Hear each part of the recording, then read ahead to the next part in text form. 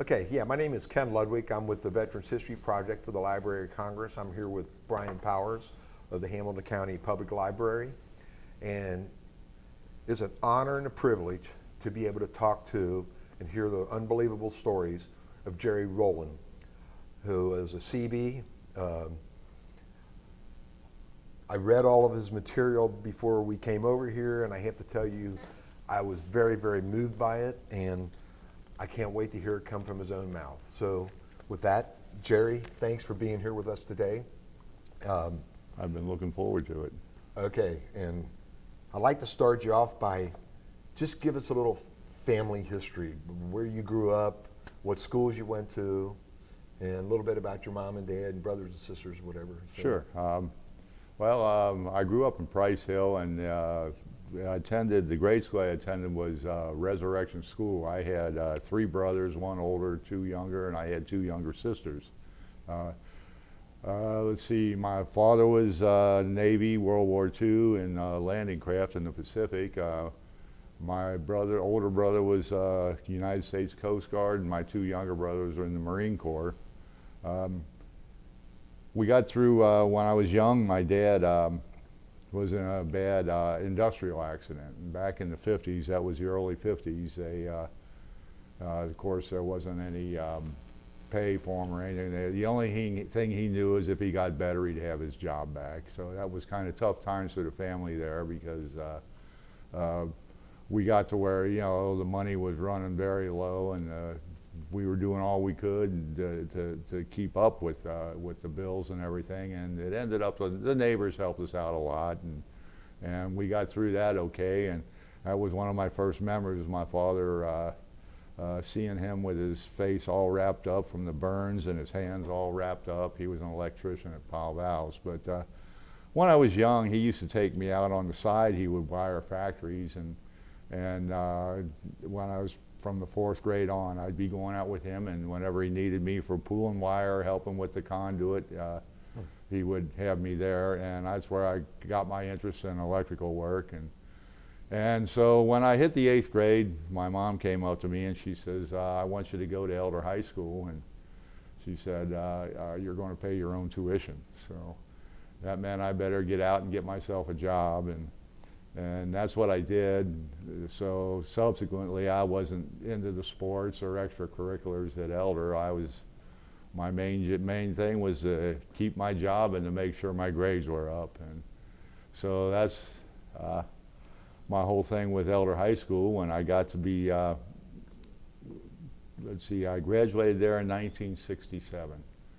And that was pretty much the height of the Vietnam War going on then, and I had no plans to go to college. I was, you know, looking to become an electrician or some sort of electrical job, and so you know, with the war going on, I thought, well, rather than get drafted right away, which you were almost certain to do when you turned 18 if you weren't going to school, if you weren't married, and I thought, well, I'm going to join the Navy. I thought, you know, this would be a good thing, because then I'd be on a ship. I wouldn't be on the ground. I wouldn't be, you know, getting shot at. But I went through boot camp, and I think I scored pretty good on all their aptitude tests and that. And we got to put down what we wanted to do, and I put down I wanted one of the electrical ratings. Well, there was aviation electrician, electrician's mate, communications electrician, and you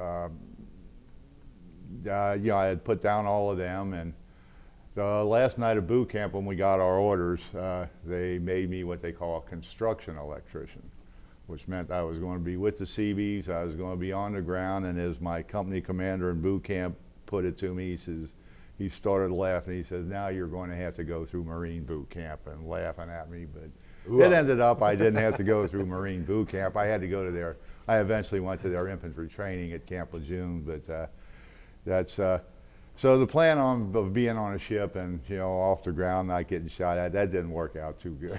Can I ask you real quick? Sure. Where did you go to boot camp at? I went to Great Lakes. Okay. The Great Lakes in Illinois. And so that was 12 weeks of that. And the order, then we got a couple weeks leave, and I had orders to go out to Port Hueneme, California, and that's where they taught me how to be an electrical lineman.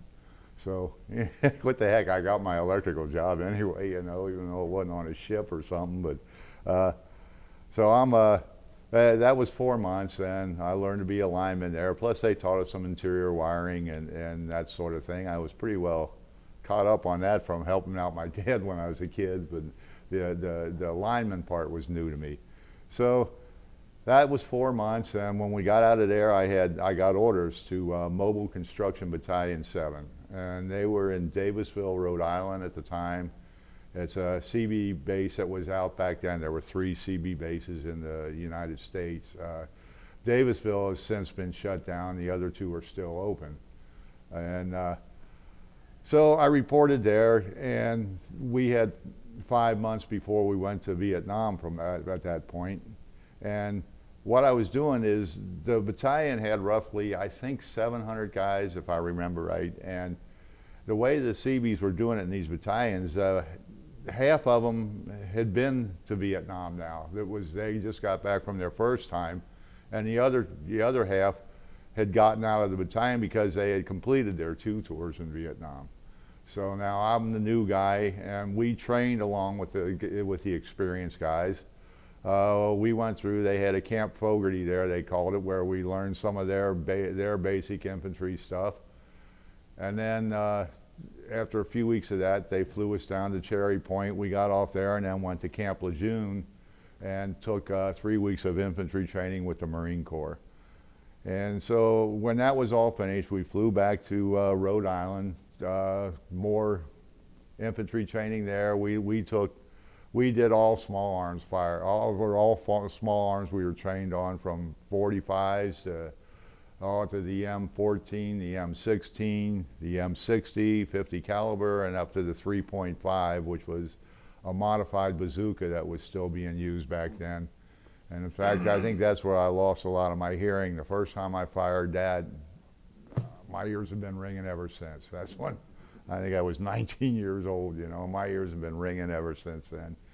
So yeah, and then after learning all that, we had a few more training sessions with our particular rating. Like I went through a few more electrical schools and that, and then finally in July of '68, this was just as the Tet Offensive was winding down too, by the way. They flew us to, I was on it took about 7 flights to get the whole battalion over there. And each day one would take off. But 2 weeks before that, they sent an advance team, so there would be guys familiar with the camp and everything when the rest of the battalion got there. And so they sent me there 2 weeks early with this advance team. And we flew into Da Nang, and from Da Nang, we had to go to Dong Ha, which was where we were going to be stationed. And Dong Ha was a pretty bad area because it was just south of the DMZ. We were just east of Khe Sanh, where the Tet Offensive was winding down at the time.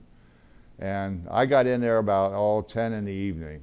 And we took C-141s over to Da Nang. And from there, we got on C-130s because, you know, the runways are kind of short at these other camps over there. And they can make a pretty quick stop with those C-130s. And so they flew us in there. It's pitch black outside, except when I get out, I started seeing all the flashes from the artillery, hearing the artillery going off. And on the perimeters, I could hear small arms fire, so there were firefights going on. And I think it was less than a minute and a half. I had it in my mind that I just realized I'm going to have to turn into an animal while I'm over here, or I'm not going to survive. You know, no conscience or anything. Just turn. Sure. What time of year was that? This was July, the middle of July of '68. You know, as this Tet Offensive was winding down over there. What was the weather conditions like over there at that point? At that point, it was very hot, hot and humid. It was. I think it would get up to around 110, 120 every day, you know, and yeah, very, very hot conditions. And so anyway, when I first got there, well, 2 weeks later, then after the whole battalion was there. My job at first was very, a real nice job. I got to stay on the base every day because I had to run the generators, which supplied the electric to the whole base, and I guess I was there about 2 weeks when I experienced my first incoming artillery, and the very first round I ever experienced, I was sitting in a hut. They were numbered B1, B2, and all.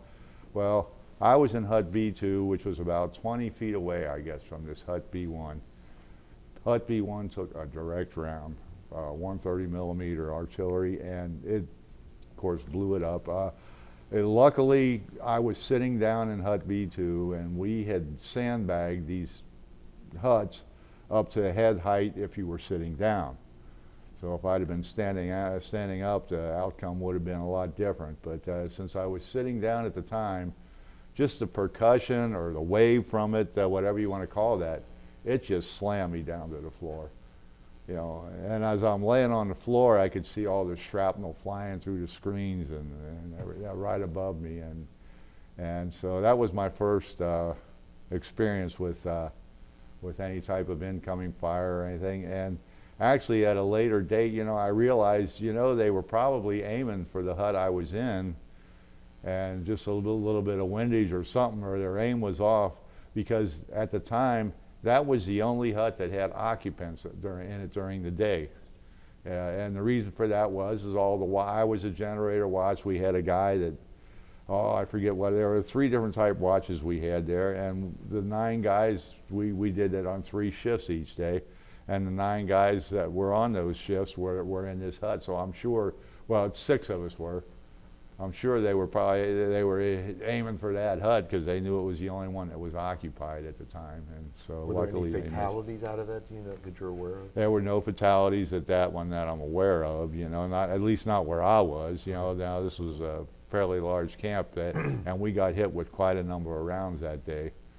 And so. That was one of the first ones I was under. And there were a few minor times then in between that and the next time, which was 2 weeks later. And this time I'm up in the generator shack that night and doing the watch, and I had 2 of the construction mechanics with me. And their job was to, they were just there because they were PMing the generators. These were pretty big diesel generators, and they had to be PM, I forget, I think once a month they would come in. And so I was there for, it was about 5 in the afternoon, 5:15, and they were taking a break. They were sitting on top of this sandbag wall having a smoke, and because everybody smoked back then. Yeah. I'm standing to the side of this wall. And the round hit directly across the street from us. And once again, I'm thinking, boy, they must have been aiming for this to get rid of these generators or something, But it was within, I'm going to say, 30 feet of where we were. Luckily, I was at an angle where the shrapnel this time blew right by me to the side, I went down again, and when I got up, the 2 guys, of course, the 2 mechanics, they were sitting on top of that wall. They were both dead, and here I am. I get up. I don't even have a scratch on me, So, you just find cover real quick then, and that went on for a while that night. And that actually, talking about that smoke thing, that reminded me of a story. I was over there early on. I had quit smoking before we went over there, 6 months before we even went over there. And I'm sitting there one night, and it was about midnight in the generator shack, and they came around with some C rations for us. And the old C rations, they always handed out that 4-pack of either Pale Mel's or one of the odd brands of cigarettes. So I was sitting there, I finished the C rations, and I looked at them, and I thought, shit, I'm probably going to get my ass blown away over here anyway. So I lit one up and started smoking again then. So after that, that job lasted with me for maybe a month or 2 months. I forget exactly how long, but I wasn't an NCO yet, non-commissioned officer yet. I was still an E3, And at that point, they didn't maybe use you in your rating, and they were building a fuel farm down in Quang Tri, which was, I think, about 8 miles south of us, if I remember right. And so they put me on that job because there was like 8 miles of pipe that had to be put in, you know, 6-inch pipe. And these were 20-foot lengths and everything, and they went to 8 of these big fuel tanks. There were 2 for jet fuel, 2 for aviation gas, 2 diesel fuel, and 2 regular gas tanks, and these were big tanks, you know. And Quang Tri was a pretty good-sized camp, but we were on the road every day, going up and down there, you know, so you had the possibility of mines, of firefights or whatever on the road there, and we had to go through a few VC sympathizer villages, and people would throw stuff at you as you go through them. You had to be watching there, because in case somebody's throwing a grenade or something at you.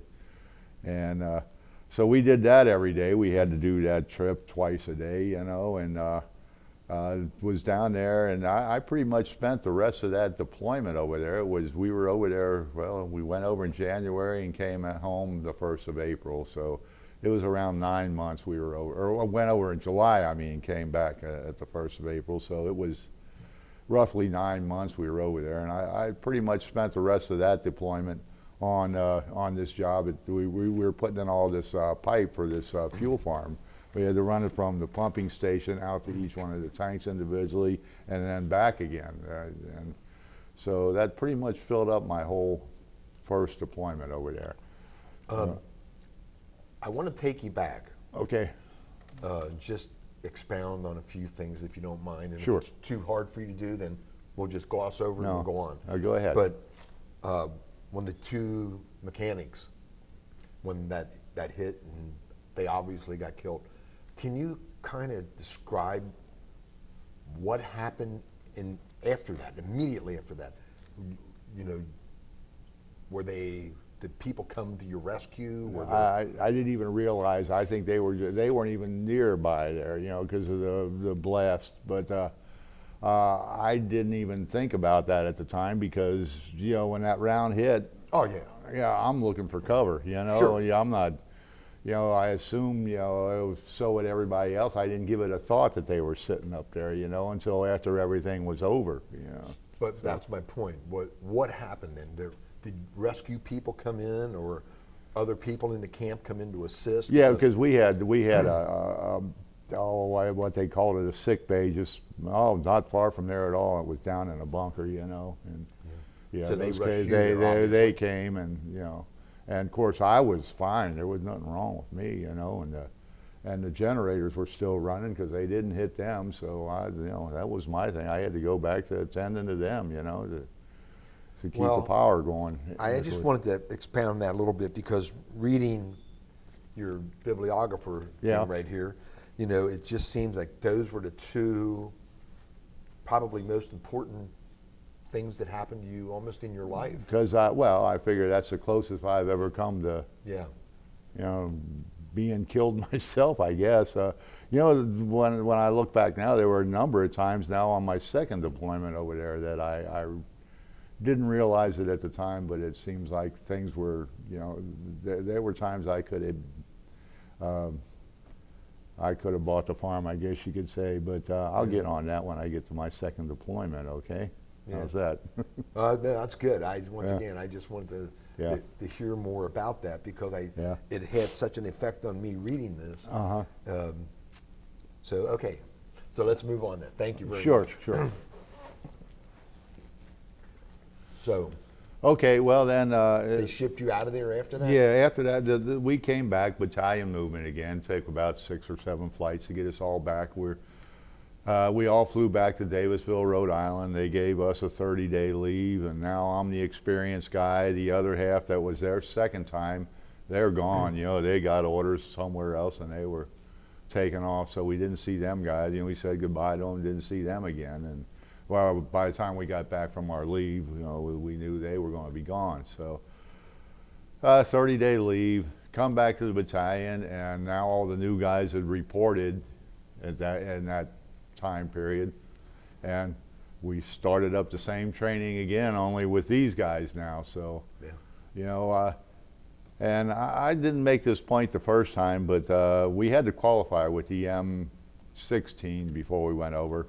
We spent a week on the range with both the M14 and M16, but we were issued M16, so we had to qualify with them. And I ended up the day we qualified, I fired expert with mine. And the point I want to make, when you're actually being shot at, that expert medal didn't mean a thing, because you know, when I qualified for that, you're shooting at targets that aren't shooting back at you, you know. So, you know, that wasn't a hard thing to do. Me, shooting was easy. Oh, I had a BB gun when I was a kid. I was always out there, you know, messing around. So anyway, we're back, you know, back in the States now with these other guys, and we're going through the same thing with them. But at that point, they did skip the Camp Lejeune thing, because they were just giving us, they decided just to do more training at this Camp Fogarty with us, which was their own base, you know. And we went on field problems there. I don't know, what did you call them, field problems, when you're out in the bush and like, Bivouacking. well, okay, yeah, they call it field problems, what we did. And so we did all that again. We had to do the assault out of the landing craft. That was a heck of an experience. You know, they took us off the shore there in Rhode Island and put us on these landing craft, and they stopped about 100 yards from shore. And we had the full packs on and everything. Wow. And I got my M16. I had 7 extra. I had it loaded. I had the 7 extra magazines and a belt and a bunch of straps. And I'm just going in with water up to here on me, full pack on the back. I just holding my rifle and my ammunition out of the water, you know. And we got in there. It was a fairly cool evening. So yeah, we were out all night, and it was kind of a frozen. Yeah, I was kind of frozen. I felt bad for the guys in World War II and that had to do that a lot. I was just going to say, now you know what the guys at Iwo Jima and Yeah. Normandy felt like. Yeah. Really. So. Oh boy, yeah. At least maybe it was warmer for them. I don't know. So, yeah. So then we get through it. We get through all that, and actually, this is getting too easy. This interview. You know? Just before we left for Vietnam the second time, then they gave us another 7-day leave, because we'd been home for the 6 months. Now we're getting ready to go back over, and we were scheduled to go to Chu Lai, which, boy, that's great, because that was like a R&R center over there in Vietnam, you know. And so I thought, well, this is going to be great this time. And anyway, I remember the flight home was on a Saturday morning, and I get on this plane in New York, and I had just rode down to New York with a buddy of mine that was in the battalion that lived in New York, and I rode there and just got a plane from there to come home. And so I got on the plane. It was Saturday morning, and it was about half hour, 45-minute flight, if I remember right, was all it was. And back then they served meals on the plane and that, but there were only like 6 or 7 of us, and the stewardesses, they got through with the meal in no time, you know, and so they had nothing to do. And the one stewardess just comes over, and she sat down right next to me. And I thought, boy, this is great, you know. So we're talking, and getting to where we're taxiing in at the Cincinnati airport, and that was before all the security and everything. And I could see my mom and dad standing out over there waiting for the plane to stop and that. And about that time, the stewardess says to me, she says, you know, this flight ends in Houston. At Houston, she said, and I got an apartment down there. Why don't you come down? We'll spend the weekend together. Oh, shit. So I see my mom and dad out there. I couldn't wave out to the window. See you Monday. I'll see you next time. So that was a darn shame.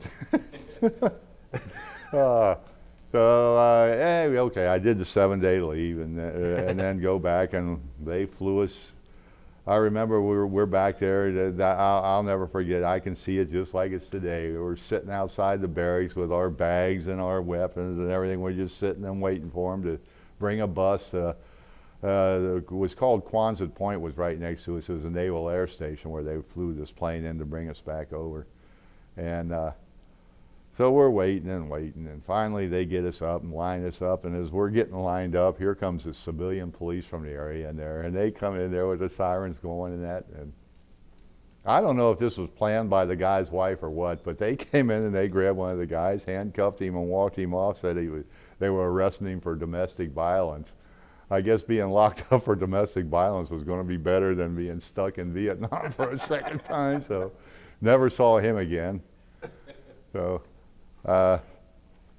So when we got on the plane, we flew back over, and I remember on the flight back over, we're on the 141s again, and this. The pilot said, now it's a long flight and it gets boring. He said, if you want, just come on up to the cockpit, and if you want to see what it's like in the cockpit. So, I don't know, about 10 hours, you know, and I don't know, we were over the Pacific, and I think I'll go out there and do that, what he said. So I walk up to the cockpit, and they were all sleeping. They're all sleeping? Yeah, carry on. So I just went back to my seat. We get to Chulai, and it's just, boy, it's just like what I thought, man. It's like it was a secure base. It's, wow, this is going to be great, you know. And it had a beach.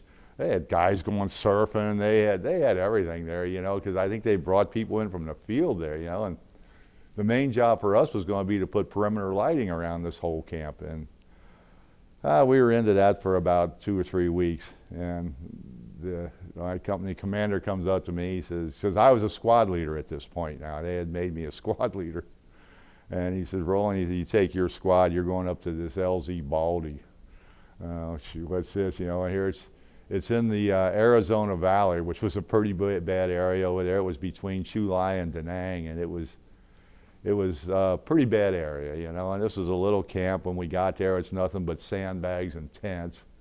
You know, and we had to build it up. I had to put in wiring all around. We built huts for the Marines there, and we were there for about 6 months. And so much for my being at a R&R center for my second tour, you know. Did they give you a promotion? And shoot, no. Yeah, I was an E5 at this time, you know. Yeah, and. So I had the line crew there, and we were actually, the builders were building 6 or 7 huts a day for these Marines too. So we not only were we putting up the distribution for them, we were also doing some wiring in the huts for them. We would put up about 3 or 4 lights in each one, and about 4 plugs so they could plug in a radio or whatever if they wanted to at night, you know. And were those Quonset huts? no, they were called actually C huts, which stood for Southeast Asian huts. Okay, you know, and they're kind of geometric design of that. It was just I would call it a rectangular plywood walls, you know, the 4 feet high, and then screen the rest of the way up for another 4 or 5 feet, and then tin roof on it. Okay. And they prefabbed them down at the main base and would ship all this stuff. In fact, they prefabbed the interior wiring for us, where we just had to go in there and tack this stuff up and hook the service in from the distribution we had put up there. Okay. And I remember this base wasn't much fun because we were getting surrounded a lot, you know, at night, and most of the time there wasn't a time you could look up in the sky. There wasn't flares going off that, you know, because of the enemy activity around the lines, and this is where I'm saying, you know, that expert rifleman thing didn't mean a thing, because I remember one night I'm lining, you know, they told us get out there, we had assigned positions on the perimeter, and so one of the first times I got my guys out there and got them all in their positions, and I was running from position to position, so they knew, making sure they knew their line of fire and all this stuff that they had trained us for. And I got back to my position, and I'm sitting there, and I'm telling you, I'm shaking so daggone bad I couldn't even find the sights, you know, on my rifle. So that's, you know, so much for the expert rifleman bit, you know. So that was a Marine base also? It was all Marines. There was all Marines there. How many were there about? Oh God, they had an artillery unit there, and they had a number of grunts that would go, you know, some would be in from the field, some would be going to back out. They had a forward hospital type thing. I guess you could compare it to that MASH thing they had on TV, you know, whatever the Army called the MASH units. And we had a number of helicopter pads where they could bring these wounded in, you know, which, you know, and like I say, we were getting surrounded pretty much quite often. That's all I can say. There And was an article that you included in this packet about the helicopter, medevac. yeah, the medevac. I'd love for you to tell that Oh, story. this was, That is I had that on unbelievable. my mind. I had that on my mind, but you know, we were actually in the valley here, and we were surrounded by mountains here at this, and the Marines were up in the mountains. In fact, another member of our post was with the Marines over there, and he was what they called that an 0330, I think, the infantryman, you know. Yep. Yeah, that's what he did, and he told me about how they just walk up. He said they would be killing guys going up the mountain, and 2 weeks later, when they're coming back, the bodies would still be laying there rotting, you know. But anyway, one day we got a call. It was a real foggy day, and I was working around this one helicopter pad where they brought a lot of the wounded in, and I don't know, checking some lighting or wiring up some lighting for them or whatever. I forget what I was doing at the time, but they called in for a medevac, so the Huey takes off and the Cobra gunship takes off. Now the Cobra would go with them just for cover for the medevac chopper, and it was a very foggy day. And when they got up there, they had trouble finding the landing zone where they had this wounded Marine, and finally the Cobra broke through the fog, and he found them. So they landed, and this is a two-seat helicopter. The co-pilot got out of his seat, loaded the wounded Marine in his seat, and then they had a rocket pod on the side. He was holding onto a rocket pod for the flight back. And I happened to be working at this helicopter pad when he came in. I saw this thing as it was coming. And the guy next to me, I go, look at that, you know. And it was just unbelievable to see, you know. And A brave man there. yeah, and you know, it was really funny. About a month later, there was an article in the Stars and Stripes, which was the paper they would send out there every now and then. And there was an article about this thing. And I thought, well, I saw that. And right next to this article, or above it, there's an article about this bridge that got blown up. Well, heck, I was on the detachment and had to go out and rebuild this bridge. So it was kind of neat to have both of them in the same thing. It was from like February of 1970. And so the bridge is another story. That was when I was at this LZ Baldi. And this was over the Bas River. And I think that bridge was maybe 8 to 10 sections long, 30-foot sections, 35-foot sections. And it wasn't, I think the third and fourth section off the one shore got blown up by enemy divers, okay? And since this was on the main supply route, Route 1 over there, and it held tanks and everything else with, you know, convoys going across this, they told us, you get out there, they took, I forget how many of us, but they sent us out there. And we met a detachment from another CB unit coming down from Da Nang, and they were working off the shore here, and we were out on the part of the bridge that was out in the middle of the river now, you know. And my job was before we went out, they sent us down, and we stopped at the gates because we're going to send guys to run, you know, patrols around there, security patrols while you're working, because we want you going around the clock. Well, they sent ARVNs down there, you know, Army of the Republic of Vietnam. And when we saw that, we sat there. Well, when are you going to leave? We told them, as soon as you get us a couple squads of Marines, that's when we're going up there. And it didn't take them long. They saw we were serious. And You don't know how proud that makes me, man. yeah. Well, you know, they sent a couple squads of Marines up there, and they ran the patrols while we were up there. Of course, we had our weapons and everything, but our job was to build this out. We were just there to defend ourselves if we had to, you know. And so after the first day, they were driving 65-foot poles in the river with a pile driver, and had to drive 7 of them. And that took pretty much of the day, and it was getting where it was dark. I was out on, like I say, in that section in the middle of the river, and I was running generators there, portable generators, and shining lights down so we could see what we're doing overnight, which is just brilliant too when we got jungle all around us on the shore there, and you know, no cover at all up on this bridge, but you know, we had to have light to get this done. And so they needed these poles. They were utility poles, like a regular phone pole, but they were 65 footers, and when they were drove in, they need to be marked at the top where they were going to be cut off, so they could level off this the girders and all that stuff when they put it back on, and so it was around midnight. They're rowing me out in a boat with my hooks and my belt and everything, because I was the only guy there could climb poles, you know. And so I'm climbing out of a rowboat on the poles and climbing this pole with an engineering grading stake or something, and I hold my finger up, I remember, and they'd say, you know, right there, and I'd drive a nail there, and we got all the poles marked, and the whole thought in my mind is, boy, what if we get hit while I'm up here, you know?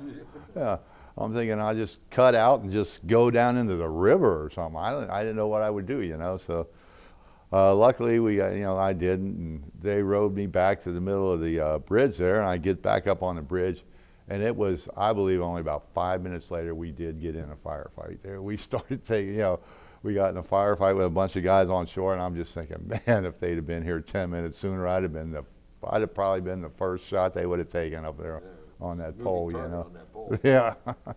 So another lucky one, you know. Put that one down in the lucky ones again. And now that I'm talking about the climbing, I remember a number of times we're stringing wires, say, down to the you know, the brown water Navy, the swift boats or whatever they called them. I forget. I mean, my whole time in the Navy, the only boat I was ever on was that landing craft that one day, you know. And we were stringing wire down through poles and to get power down to where their docks were and stuff. And I remember just hearing this noise. I can't pronounce it, just like that, you know. And I finally realized, shoot, somebody was shooting at us. I wasn't hearing the gun, but it was the bullets going through the leaves while we're up there. So it's, you know, I guess it was some snipers or something somewhere. So I'm glad they were lousy shots, you know. So that's, you know, my LZ Baldi experience. Oh, no, just remembered another one. This was another thing. We had an older fellow on my squad up there, and Older by meaning? Well, older to us back then was 35 or Yeah, something like go. that. That's You what I know, thought. I mean, that was Gramps, you know, because we were all 19, 20, 21. But Yes, sir. this guy was pretty much a loner, and wasn't easy to get along with or nothing. And my squad, we're all in one hut together. And I don't know, it was 1, 2 in the morning. Somebody's hit me on the shoulder. It's the guy in the cot right next to me. And he points to this guy. Here the guy is in the middle of our hut setting up a claymore mine. And the only thing I can figure, see, some of these things are coming back to me, you know, this past year, since I've been, you know, the only thing I can figure, he was going to try and frag the whole daggone squad. And so what I did, and you know, me and this other guy, we grabbed the guy, drug him outside and pounded on him until he was unconscious, threw him in a mortar hole we had dug in case we were ever hit. And the next morning, I took his footlocker and took him out there, because we would have a supply convoy come every day. We didn't have any officers up there with us. They didn't want to be in that area, you know. So I was kind of in charge up there, and I just called. I got on the radio and called down to Chulai. I says, I'm sending this guy back. I think his name was Griziak or something like that. It was some kind of Polish name, and if I'm recalling it right. But I said, I'm sending him back. I don't care if you send me a replacement for him or not, but I don't want his ass back up here at all. You know, I didn't tell him what went on or nothing. I guess I should have, but you know, I got rid of him. I didn't want him, and they never did replace him for me, you know. So Yeah, you think he just kind of went off the deep end then, huh? I think the he was off the pressure? deep end all along, to tell you the truth, from the Yeah. way he acted when we were over there, you know. And so Well, you know, I know this PTSD and all this, and that's probably what affected him.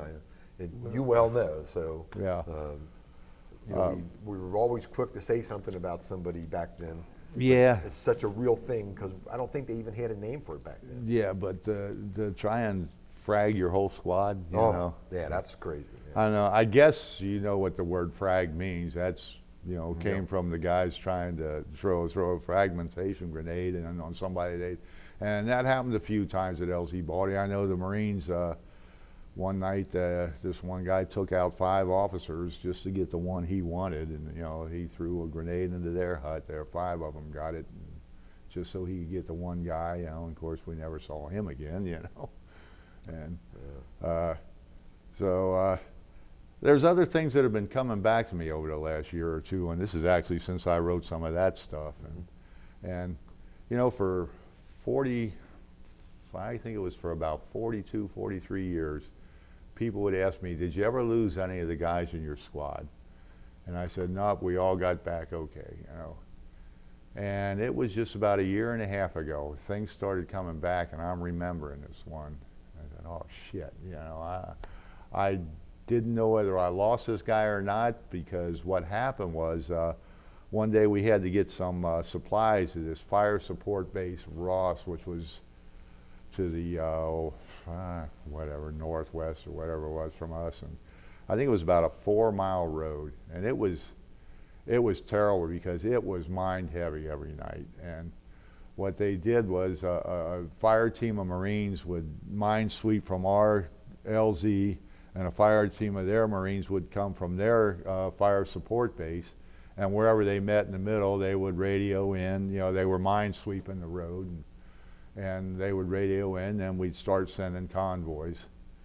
And so I sent this one guy on this convoy to bring some of the supplies they needed. And on the way back, I finally remembered, oh shit, he never got back, you know. And the last word I had on him was just that they hit a landmine, he was medevaced, and he wouldn't be back. So the next morning I sent his footlocker back to the main camp in Chulai, and I never saw him again. And me and him were real close, because I would say he was the next man I would have trusted to take my squad if I couldn't do it, you know.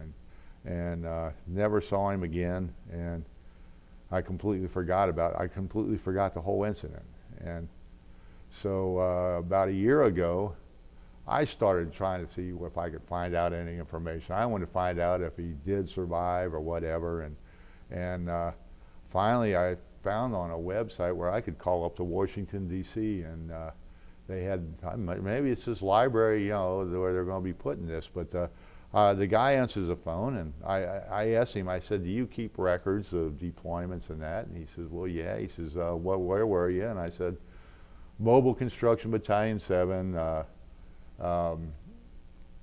gave him the, you know, I said this was my second tour of duty over there between, I think it was around the end of August till the 1st of June, 69 to 70.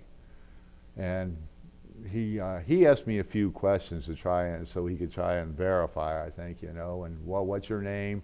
What did you do? I said, I was 1st Squad, 1st Platoon, B Company. I was the squad leader. I gave him my name, and he says, we should have a book down there. I'm going to check, and I'll call you back. So it was maybe only a half hour later, he called me back.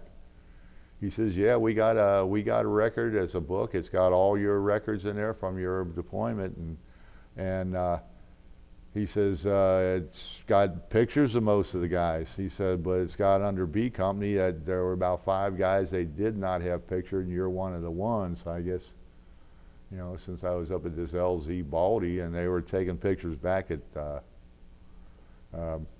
Chulai or something, but. He says, would you like me to make copies of this? I said, yeah, I'd love to have it, because I'm trying to find out some information. He says, it's going to cost you about $140. I said, I don't care, do it. You know, so he did, and within a week I had this, and I was able, through getting this, I opened it up, and I had forgotten the guy's name and everything. That's how much I put it out of my mind. But luckily, his picture was still in there, and I knew I could see his face, but I couldn't remember. And I'm paging through this book, and I'm not kidding. I go down there, and right away I come back up. There he is, you know. So now I got his name, and what I did then was they listed all the casualties for our whole deployment, and I went to there, and here he made it. So I don't know what the extent of his injuries were or anything like that, but at least I know he didn't get killed, you know. So that was another experience there. And so that's pretty much, we finished up all the wiring of Baldi, and we built it up, so now the Marines are happy, and we left a few guys there for maintenance, and I head back to July, and we only had about 2 months left then on this deployment. But once again, I'm only in July for about a week, and then they send me south. There was an old French compound from when the French were in there. If I remember right, I think it was called Cam Low, and it wasn't a bad camp, and it was an old French compound, and a lot of the buildings needed rewiring, so they sent us down there, and that's pretty much where I spent the rest of that deployment, was rewiring Cam Low, and with a number of other guys. And a couple nights they tried to overrun us there and that, but we survived that. And I did 2 tours of duty in Vietnam. I got a few. I remember one time diving into a hole as we were getting hit, and guy next to me says, "Your back's bleeding, man." I says, we checked it out, and it was kind of a clean cut, about a 6-inch cut across my shoulder blade. So I just sat there and made tape, we called them butterfly bandages, and I just handed them to him and kept making them, and he pulled it all together, and I never even reported it, you know. And so that was pretty much the extent. Yeah, other little shit, but that was pretty much the extent of what I had, and that's damn lucky for all the times I was under incoming fire and that over there. And yeah, I want to point out something else too, because I was reading that log from my first deployment that my battalion kept. You know, this is for everybody in the future that studies presidents or whatever. You know, Lyndon Johnson was president when I went over there, but this was during his last year, and it was a lame duck thing at the time because it was 1968. The election was in November, and of course, Richard Nixon got elected. But in the meantime, Lyndon Johnson, for some reason, decided he's going to quit bombing the Ho Chi Minh Trail. And when I was up there in Dong Ha, like I say, this was right up in northern I Corps, right on the DMZ. I think we must have been the first stop on that Ho Chi Minh Trail, because when he stopped that bombing, we were kept in the holes constantly. And I can, you know, that log kind of shows it, the dates and everything. And I was just perusing through that the other day before, because I knew this was coming up, and I noticed that, you know, when Richard Nixon got in, took office, he started bombing again. And I noticed that after Richard Nixon was in office, we never got hit again at that camp. Is that right? So, yeah, nobody's going to say anything about Nixon to me. He's a good guy. And so that was it. I guess that was my 2 tours of duty. We got back, and I had signed up in the Navy for 4 years, and this completed 3 years of my tour. So I figured, you know, when we got back, they told us, actually about 4 or 5 months before we got back, they said, "Any of you guys that get back with 14 months or less left, if you want out, we're going to let you out." Because they had nothing else to do with us in the Seabees. So they couldn't send us back to Vietnam a 3rd time until they waited 2 years at least. And so I had exactly a year left, and I said, yeah, I think I will take that. So about 3 or 4 months before I got out, I started writing letters. So I figured, I want to be a lineman somewhere. So I wrote, well, it was CG&E at the time, and Cincinnati Bell. And I wrote them, seeing if they needed linemen and that. And I never heard back from CG&E, but Cincinnati Bell sent me a real nice letter. And I don't think I included with those papers, a real nice letter, and actually one of their company newspapers that they publish every week, where they put an article from Vietnam, a Seabee writes, inquiring about a job. And this was 3 or 4 months before I got out, I guess. And they said, "We'll be glad to see you when you get back. Just give us a call when you get back." So, you know, here I am 4 months later. I'm out. First day home, I call Cincinnati Bell. And the guy gets on, he says, "Oh yeah, we've been waiting to hear from you." He remembered it all night long, and he says, "When can you be down here?" I said, "I'll be there tomorrow." And I'll tell you what, I went down the next day, and I'll bet there were 50 to 100 people sitting in that office waiting to interview for jobs. When I got to, and I thought, oh boy, I'm going to be waiting here long. 8 o'clock hit. Mine was the first name they called. Is that right? I went in there, and I said to the guy, he says, well, he says, you know, he says, we've been waiting to hear from you and all. He says, as long as you pass the physical or the physicals and the tests we give, we figure if you had that much initiative, we're going to hire you anyway. We'll give you a shot, you know. He says, what would you like to be? I said, well, I'd like to be a lineman. He says, well, he says, I got to tell you, we don't need linemen right now. He says, but we need switchmen, which was an inside job, or we need installers, which those were the guys who had to go out and put the phones in, hook the houses up and all that. And I said, man, I don't want to deal with them women in their homes. And he says, well, we need cable splicers. And cable splicing was a good job, and you know, I got to climb the poles and everything with that job. So I said, well, I'll try cable splicing. And yeah, they hired me. I took the test, and the next week they said, when can you start? I said, I'll start tomorrow. And this was on a Wednesday. He said, well, why don't you wait till Monday? So I came in that Monday and started as a cable splicer then. And I guess that wasn't bad, because then I was only working in 48 volts DC as opposed to anywhere up to 7,000 volts as a lineman, you know. And of course, I wasn't getting shot at here in the States, except one time when I worked in the projects one day. But that was, so I guess that's my whole story then. So how long did you work for Cincinnati Bell? Well, I was a splicer for 10 years then. And after 10 years, they promoted me into management and made me a foreman. And I did that for 15 years. And at that point, they came out, this was in 1995, and I was only 46 years old by then. And they came out with a buyout for anybody with 25 years or more in. I think what they wanted to do was get rid of the guys that had all the, you know, the benefits. Like I was up to 6 weeks vacations and stuff like that, you know, and the big pay and everything. So that that's probably their plan. And so I really didn't want to retire from there, but the money that they offered me to leave was so good. I'm taking this and I can work somewhere else. So I took that, and I actually got a job here at Green Township on their public works department and doing maintenance for them, and held that for a while, and then I just kicked around at a number of other jobs until I finally retired altogether. My last job was with a junkyard down the road here. That was a good job too, though. I drove a lot of trucks, worked construction, you name it. I did it then in those years. But one thing I can say, these people that say there's no jobs out there, I was never without a job. And if I didn't want this one, I would go find me another one. There you go. Yeah. Well, I got to say this. He's not finished with this yet, because I could read this, but I would do it no justice. And honestly, I want you to read the rest of that. Well, right here?